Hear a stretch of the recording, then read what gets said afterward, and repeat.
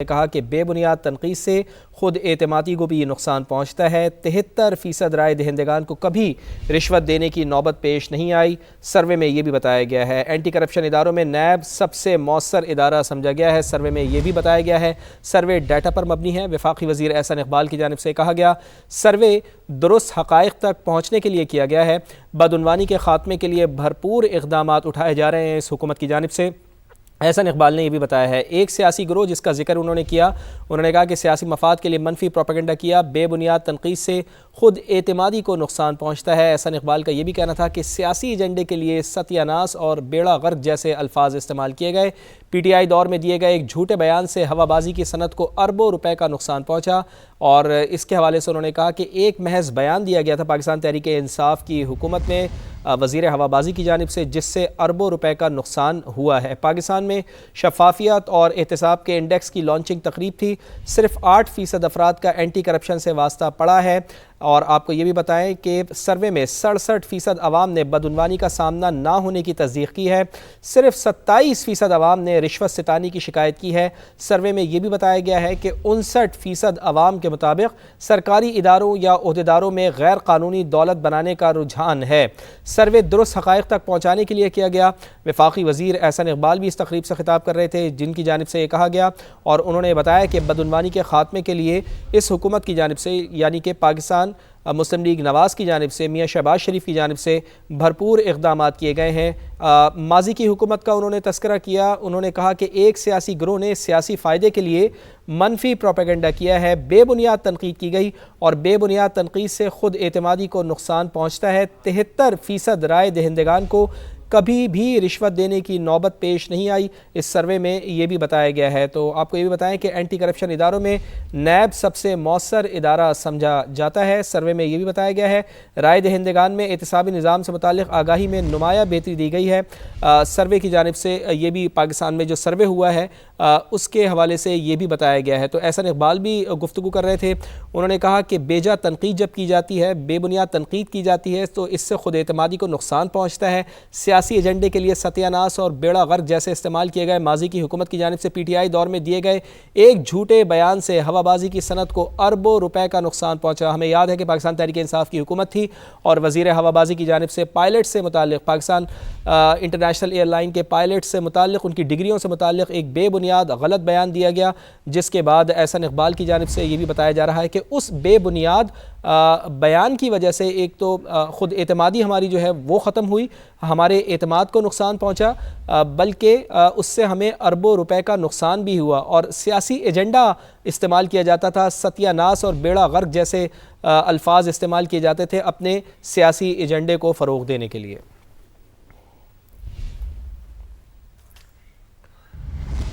Peoples party के रहनुमाओं की press conference जारी है, आपको बराह रास्त लिए चलते हैं। आपको सबसे बड़े पैकेज की जरूरत है और अगर आप नहीं देते, पहले सैलाब ने मारा है और अभी तक सैलाब के पैसे नहीं मिले और मैं मोहतरमा चीफ मिनिस्टर साहिबा से कहूंगा कि वो चेक करें DC से। हम अगर अर्ज करेंगे तो शिकायत होगी। आप चेक करें कि क्या हाल है किसानों के जो घरों के, आप कोई ऑडिट नहीं हो रहा, किस जिले में कितने पैसे गए थे, कितना क्या आया था, उसको कितने मिले हैं। लेकिन हम ये इस वक्त कह रहे हैं कि पहले सैलाब ने मारा, अब फसलें मार रही, गंदम ने मारा, फिर मक्की ने मारा, अब आलू मार रहा है। लोग अगली फसल काश्त करने के लोगों के पास सलाहियत नहीं है। कैसे कैसे कैसे करें और क्या करें? और अगर किसान मरता है तो सारे मरते। ये बात इन हुक्मरानों को अपने ज़हन नशीन कर लेनी चाहिए। और हम मुतालबा क्या कर रहे हैं? 2 मुतालबा, 3 इस वक्त मुतालबात रख रहे हैं। एक, फौरी तौर पर ज़रूरी पैकेज दिया जाए। आलू की और किन्नों की एक्सपोर्ट बंद है, अफगानिस्तान के रास्ते जाते थे, आप कह रहे हैं कि मुतबादल रास्ता इख्तियार करें। कौन सा? ईरान का। अब वहां पे $2000 का ट्रेलर जाता था अफगानिस्तान के रास्ते, जो कि अफगानिस्तान के ईरान के रास्ते जाए तो $5,000 से $5,500 का है। उसको सब्सिडाइज करे गवर्नमेंट और वो उस रास्ते को यकीनी बनाए। समंदर के रास्ते जाना है ईरान के जरिए, आपने तफ्तान के जरिए जाना है, वो भी यकीनी बनाए। हम दूसरा मुतालबा हमारा क्या है, और ये ऐसा मुतालबा नहीं है जो पाकिस्तान में पहले हुआ नहीं है। मोहतरमा बेनजीर भुट्टो ने 89 के अंदर अपनी हुकूमत में आलू खरीदे थे और अब भी हम मुतालबा कर रहे हैं कि मौजूदा हुकूमत आलू परचेज करे और फिर जब उनको हुकूमत एक्सपोर्ट करे अपने एक्सपोर्ट प्रमोशन ब्यूरो के जरिए। और मोहतरमा ने तो उस वक्त पूछा कि क्या एक्सपोर्ट हुए, उन्होंने कहा नहीं हुए। मोहतरमा ने कहा मेरे किसान को पैसे मिल गए, उन्होंने कहा मिल गए। तो उन्होंने कहा फिर समंदर में फेंक दें, चूंकि समंदर की मछलियों को भी कुछ खुराक की जरूरत है, सपोर्ट देनी थी अपने किसान। तीसरा हमारा मुतालबा क्या है कि यह भी ऐसा मुतालबा नहीं है जो हम कोई ऐसा मुतालबा करें जो पहले हुआ ना हो। सूद को बिल्कुल आपने वहां पे सूद में कमी की है इंडस्ट्रियल में, हम उसके खिलाफ नहीं है, लेकिन यहां पे सूद को जीरो करें। मोहतरमा बेनजीर भुट्टो ने 95 की हुकूमत में सूद माफ किया था, जिससे 10-10, 15-15, 20-20 लाख जो था वो लोगों का माफ हुआ था। और इस वक्त पिछला सूद माफ करें, चूंकि सारी फसलें गई, जैसे मैंने कहा गंदम गई, मक्की गई, आलू गया, सैलाब ने मार दिया है, पूरा सूद माफ करें पिछला जो है, और नए कर्जे दें लोगों को। आप बजाय इसके कि ज़राई बैंक को प्राइवेटाइज करें, ज़राई बैंक के जरिए नए कर्जे दें, क्योंकि कमर्शियल बैंक ज़राअत को कर्जे नहीं देते, रिकॉर्ड पे है, जुर्माने भर लेते हैं स्टेट बैंक को, लेकिन ज़राअत को कर्जा नहीं देते ये। और इसके जरिए 0% पे बगैर बिला सूद अब किसानों को कर्जे दें ताकि वो अगली फसलें जो है वो काश्त कर सकें। इस वक्त मैं आपके सामने जो एक डाटा रखना चाहता हूं जो हुकूमत के लिए बड़ा सबक आमोज है। जो फसलें, बड़ी फसलें 4-5 जो है, उनकी पैदावार 24 में क्या थी और 25 में क्या है। गंदम 24 में 31.8 मिलियन मैट्रिक टन थी, 25 के अंदर 28.4 मिलियन मैट्रिक टन थी। 24 में आप कह रहे थे कि गवर्नमेंट का क्या काम है गंदम खरीदे, गवर्नमेंट का क्या काम है नकलो हमल पे पाबंदी लगाए। अब आप पाबंदी लगाकर बैठे हैं और गवर्नमेंट जबरदस्ती लोगों से उठा रही है। चावल 9.9 मिलियन मैट्रिक टन 24 में, 25 में 9.7 मिलियन मैट्रिक टन। गन्ना 87.6 मिलियन मैट्रिक टन 24-25 में 84.2 मिलियन मैट्रिक टन। मक्की 9.7 million metric ton 24-25 9 million metric ton. Cotton 10.2 million metric ton 24-25 7.1 million metric ton, जो कि एक अलार्मिंग सूरत हाल है। पीपल्स पार्टी के दौर में 2012 में 13.6 million metric ton million bales हुई थी। सॉरी, यहां पे ये बेल्स हैं, मिलियन मैट्रिक टन नहीं है, मिलियन बेल्स हैं, जो कि इस साल 25 में 7.1 मिलियन बेल हुई है, जिसकी वजह से पूरा इंडस्ट्री का क्राइसिस है, एक्सपोर्ट्स का क्राइसिस है। आप इंपोर्ट कर रहे हैं, अपने किसान को सपोर्ट नहीं कर रहे हैं। चीनी इंपोर्ट कर रहे हैं, गंदम इंपोर्ट कर रहे हैं, कॉटन आप इंपोर्ट कर रहे हैं, लेकिन आलू की फसल इस वक्त इस बार थोड़ी ज्यादा हुई है। पिछले साल 9.9 मिलियन मैट्रिक टन थी, इस वक्त 12 मिलियन मैट्रिक टन है। तो हुकूमत को चाहिए कि आगे आकर किसानों को की मदद करे, वरना अगर किसान मरेगा तो ये मुल्क के सारे तबकात मरेंगे। बहुत शुक्रिया जी। जी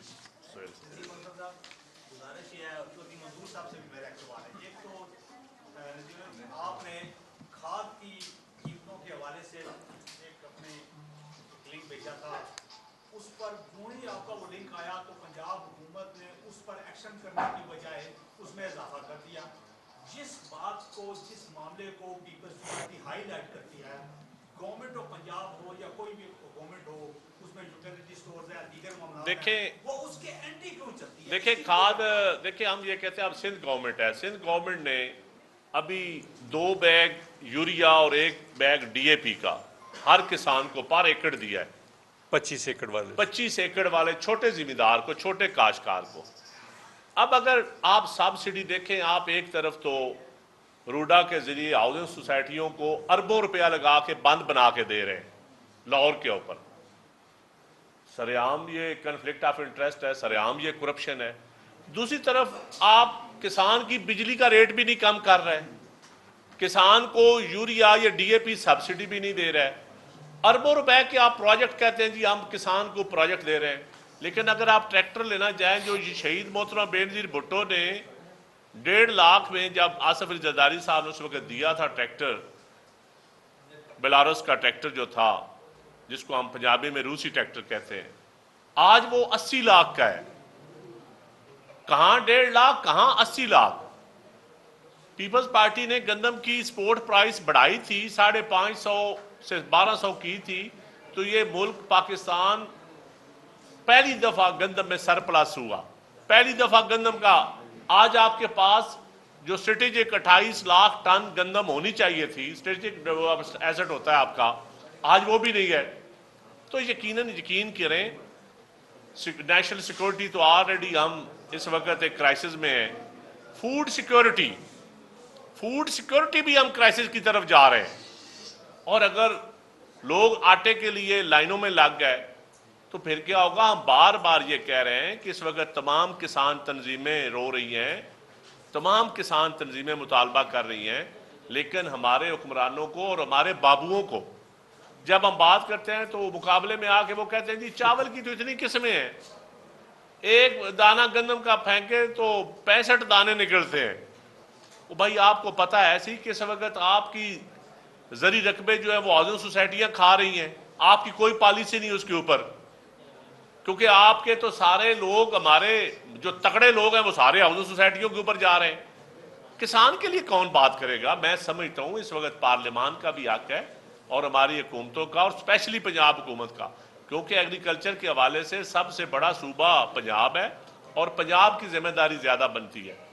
हम अभी और मामलात को नहीं लेके जा रहे हैं, ना हम लोकल बॉडीज इलेक्शन की बात कर रहे हैं, ना हम गटरों में मरने वालों की इस वक्त बात कर रहे हैं, क्योंकि उस पर बहुत बात हो चुकी है, फिर करेंगे। लेकिन इस वक्त जो एग्रीकल्चर में क्राइसिस है, जो ज़राअत में क्राइसिस है, और ज़राअत से शहरों की दुकानों में क्राइसिस आ रहा है। जब दुकानदार क्राइसिस में आता है तो मिल ओनर क्राइसिस में आ जाता है।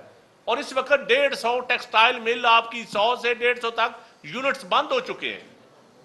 तो हम यही कहते हैं कि एग्रीकल्चर के क्राइसिस की वजह से इंडस्ट्री भी क्राइसिस में जा रही है, बिजली आपकी खरीद को नहीं रहा। तो ये इसलिए हम जी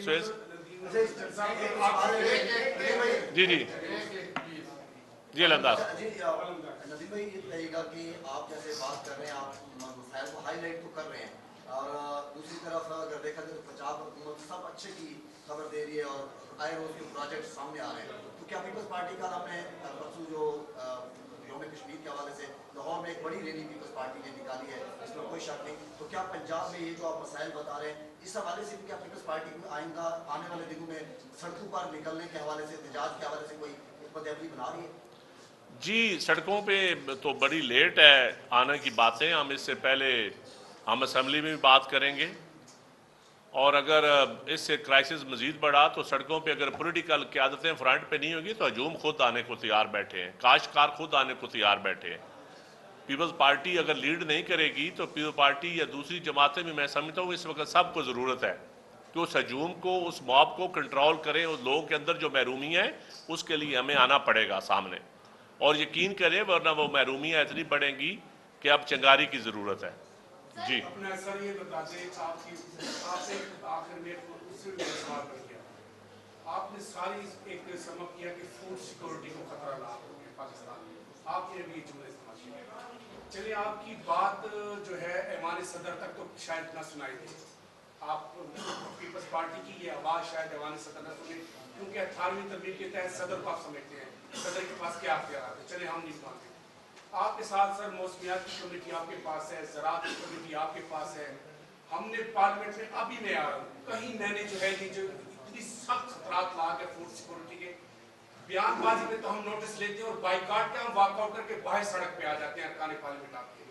ये जो इतना बड़ा क्राइसिस है, बहरान है आपके पास, अरकान पार्लियामेंट क्या किरदार अदा करें? PIA पे भी हमने मंजूर साहब की जाके डी चौक पे तकरीर सुनी, वरना निचकारी पे नुमाइशी बयान आते। माजरत के साथ मेरा सवाल ये है कि आपके पार्लियामेंट क्यों नहीं मुतारिफ होती आपकी पार्लियामेंट में? देखिए, ये आपके सवाल में बड़ा वजन है, लेकिन मैं कहता हूँ कि हम इस वक्त जो सबसे बड़ा सूबा है पंजाब, और पंजाब में नुमाइंदगी भी पीपल्स पार्टी की जितनी वफाक में है वो आपको पता है। हमारे पार्लियामेंटेरियन सिंध में एग्रीकल्चर को उतना क्राइसिस नहीं है जितना पंजाब में, और क्योंकि हमारे पार्लियामेंटेरियन की अक्सरियत सिंध से है, वो जब पंजाब की बात को करते भी हैं तो फिर एक पंजाब की लड़ाई और सिंध की लड़ाई शुरू हो जाती। हम नहीं चाहते कि हम उस लड़ाई की तरफ जाएं। और इससे पहले भी आपने देखा कि सैलाब के ऊपर चौधरी बदूर साहब और मैंने जो की थी, कहां तक लड़ाई पहुंची। और आज मैं फिर चैलेंज करता हूं, अगर कोई लिस्टें हैं कि लोगों को जो मिल रहे हैं पैसे जो सैलाबज़दा को मिले थे, उसकी लिस्टें जरा शेयर कर दें। इतने पैसे जितने आपने डिप्टी कमिश्नर को खाने और चारों की माद में करप्शन पे लगे थे, जो डिप्टी कमिश्नर खा गए सारे मेजॉरिटी, इतने किसानों को नहीं मिले। किसान की तो मजलूमियत यह है कि जब सैलाब आया तो रेत आ गई उसकी फसलों के ऊपर 5-5, 6-6 फुट, और वो रेत भी किसान नहीं बेच सकता था, वो माफिया बेच रहा है जो दरियाओं में ठेकों पे। और आप कभी एजेंसियों के जरिए, मेरी ओपन में कह रहा हूं, चनाब हो रावी हो, हर ताकतवर माफिया कमीशन ले रहा है रेत के ऊपर भी। किसान नहीं वो अपनी फसल अपनी जमीन से भी रेत उठा सकता। और असम्बलियों में भी यकीनन हमारी आवाज पहले भी उठती है, फिर भी उठेगी। और ये बात आपकी ठीक है कि जितनी जोरदार तरीके से उठती है उतनी नहीं उठी है, मैं तस्लीम करता हूं।